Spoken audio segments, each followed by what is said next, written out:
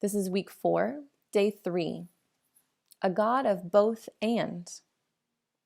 That evening his disciples came and said to him, "This is an isolated place and it's getting late. Send the crowds away so that they can go into the villages and buy food for themselves." But Jesus said to them, "There's no need to send them away. You give them something to eat."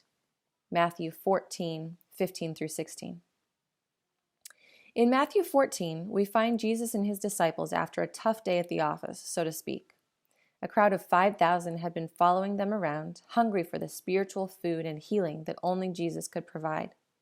Of course, people being people, that spiritual hunger also turned into a very real physical hunger, and the disciples found themselves with the challenge of feeding the masses using only a few loaves of bread and a couple of fish. Not concerned, Jesus took what there was, blessed it, broke it, and no one went hungry. In fact, there were leftovers. Far too often we are limited in what we accomplish for God because of a scarcity mentality. We forget that we serve a God who has, quote, cattle on 1,000 hills, Psalm 50:10.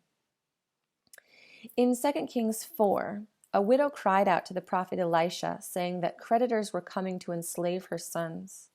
She had no funds to repay the creditors, as the only possessions of any value at all in her home was one small jar of olive oil. But through God's miracle of multiplication and Elisha's instructions, that one small jar became a fortune's worth, limited only by the number of jars the widow and her sons collected for filling. Elisha knew he served a God of abundance. We also fall into the trap of an either-or mindset, the belief that we don't have enough to go around, versus the both-and mindset that reflects our limitless God. When Ginghamsburg Church first started investing in sustainable humanitarian projects in Darfur, Sudan, some well-meaning naysayers protested, pointing out that we have poverty in this country. Yes, we do, and shame on us.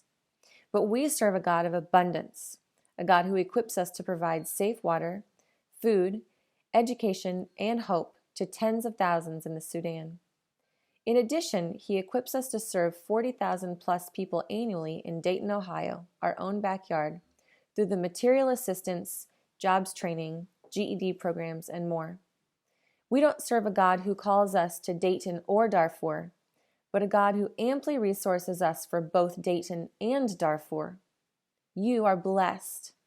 Where is God calling you to live and give abundantly this Christmas? Lord, forgive me for limiting what I will do by limiting my thinking about what you can do.